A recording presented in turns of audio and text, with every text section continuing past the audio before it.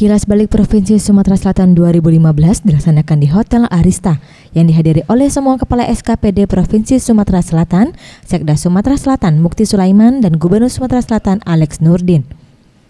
Dalam acara ini, pemerintah Sumatera Selatan menyampaikan di tahun 2015, Sumatera Selatan telah berhasil dalam membuat pertumbuhan ekonomi di angka 4,8 hingga 5%. Hasil ini berdasarkan meningkatnya realisasi belanja pemerintah di akhir tahun dan pembangunan infrastruktur.